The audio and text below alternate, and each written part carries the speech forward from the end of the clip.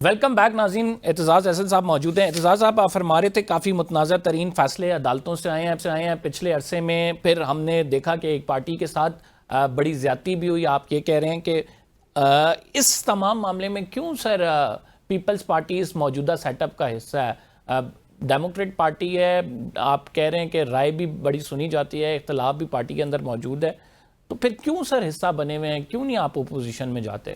Party میں بڑی یونینیمیٹی ہے، اور میں شاید اس سوچ میں تنہا ہوں، یا دو چار اور ہوں گے دوست میرے ہم خیال.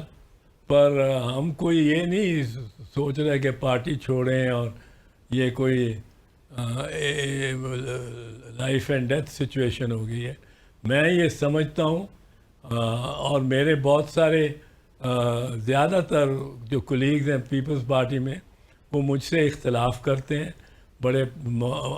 ہمارا اختلاف بڑا مہذب انداز سے ہوتا ہے، اور اس میں وہ اپنی رائے پہ اگر قائم رہنا چاہے تو قائم رہتا ہے. اگر وہ تبدیل کر لے، مؤثر دلائل ہوں تو وہ بھی تبدیل بھی کر لیتے ہیں. میں نے ایک دو معاملات پہ اپنا موقف چینج کیا ہے. کچھ معاملات ہیں جن پہ میں نے چینج نہیں کیا، مثلا لیجیٹمیسی آف دس الیکشن، مثلا ایکول ٹریٹمنٹ. یہ لاسٹ الیکشن جو تھی، اس میں میں سمجھتا ہوں کہ پی ٹی آئی کو بہت وکٹمائز کیا گیا، اور اس کا ذمہ دار راجہ سلطان سکندر تھا، اور اس کے کولیگز آن دی الیکشن کمیشن. ان کا بہت بڑا اس میں گناہ ہے. اعتزاز صاحب، جب آپ یہ ساری چیزیں پارٹی کے اندر ڈسکس کرتے ہیں تو بلاول بھٹو زرداری یا زرداری صاحب کا کیا رد عمل ہوتا ہے اس پہ؟ یار سنتے ہیں بات. جی جی سر. مہذب لوگ ہیں ہم. جی جی سر. یہ وہ تو گوال منڈی کے تو نہیں بندے کے چھڈو نا جی پہ جاؤ جی. تو یہ سنتے ہیں، اپنی رائے دیتے ہیں، ووٹ ہوتا ہے. میں اکثر معاملات پہ یا بہت سے معاملات، اکثر تو نہیں، معاملات پہ میں اپنی رائے رکھتا ہوں، اور اس کا اظہار بھی کرتا ہوں، آپ کے سامنے بھی کر رہا ہوں. پارٹی میں اور کیا باتیں ہوتی ہیں آپ جنہوں نے پوچھا، وہ ذرا پارٹی کے اندر بھی رہنی چاہیے. ٹھیک. اعتزاز صاحب، آپ کی بڑی پرانی یہ تو ایک کانسٹیٹیوشنل انٹرپریٹیشن ہے نا. کانسٹیٹیوشنل آپ نے جو سوال کیا کہ اس کے بارے میں نے کہا کہ میرے دو رویے ہیں. ایک کہ میری پارٹی کا اس کی بینیفیشری بھی ہے، لیکن میں اس سے ذرا کانسٹیٹیوشن کو جب پڑھتا ہوں تو مجھے وہ اوپینین درست نہیں لگتی. As a lawyer, as a honest straightforward lawyer.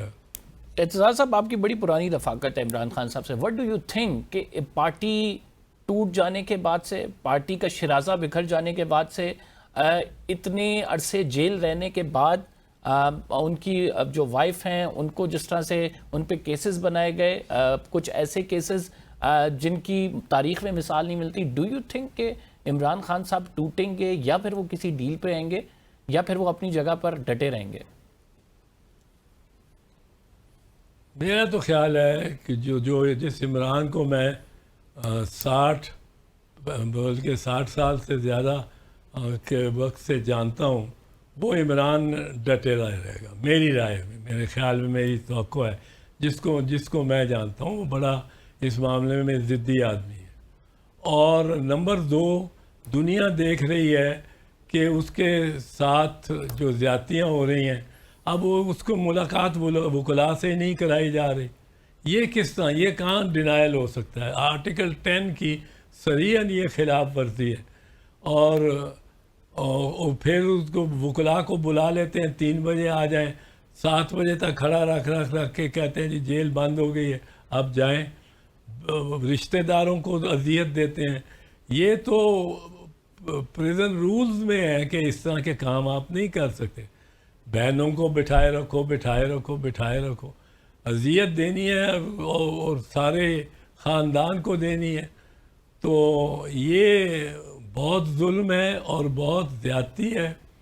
اور یہ جو اسلحے کی دکان والے ہیں، صرف شاپ ونڈو والوں کے میں جو ہے ان کی کہ بس کی بات نہیں ہے، بٹ جو پیچھے اسلحے کی دکان ہے اس نے ہمیں بڑا ویسے ہمارا سر بلند بھی کیا اس دکان نے. پیچھے پچھلے یہ جو اسی مہینے انڈیا کے ساتھ مارکا ہوا ہے ہمارا، اس میں ہمارے سر بلند کیے ہیں. تو ہم ہر وقت اسلحے کی دکان کو کوستے نہیں رہتے، یہ تو بڑی کارآمد دکان ہے. پر واقعہ یہ ہے کہ سول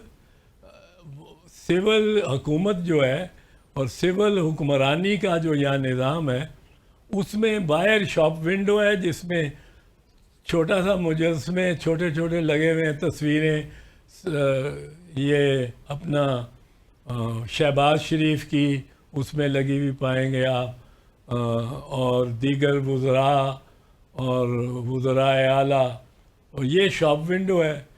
اور اس کے پیچھے جو اسلحے کی دکان ہے جس کو ہم بڑا کوستے رہے، میں یہ صاف کہوں گا کہ انہوں نے بہت ہماری حفاظت کی ہے، ہماری شاپ ونڈو کی بھی بڑی حفاظت کی ہے. اور اس کو ہم جتنی داد اور تحسین دیں وہ کم ہے. بالکل صحیح کہہ رہے ہیں آپ. آخری سوال آپ سے کریں گے سر کہ جو انٹرا کورٹ اپیل دائر کر دی گئی ہے سپریم کورٹ آف پاکستان میں، ڈو یو تھنک کہ اسلام آباد ہائی کورٹ کے ججز صاحبان کو انصاف ملے گا؟ یار یہ تو ایک بہت ہی دکھ بھری بات ہے. اتنا تکلیف ہوتی ہے کہ 6 ہائی کورٹ کے جج پٹیشن کر رہے ہوں کہ ہمارے ساتھ یہ زیادتی ہو رہی ہے، اور ہم اس کو بدستور برداشت کرتے جائیں. ساری قوم نے اس کا نوٹس چھوڑ دیا ہے، اس کا نوٹس لینا. اب بات تو ہوتی ہے کہ عمران خان نے یہ کر دیا وہ کر دیا، اور اس دور میں یہ ہو رہا ہے، محسن نقوی یہ کر رہا ہے اور یہ زیادتی کر رہا ہے. وہ بات آپ کو یاد ہوگی کہ 10 ایم این ایز کو جتھوں نے آ کے پارلیمنٹ ہاؤس سے اٹھا کے اور لے گئے. جی بالکل یاد ہے. اور غائب کر دیا، اور اس کی بات ہی نہیں کرتا، نہ اسپیکر صاحب بھی نہیں کرتا.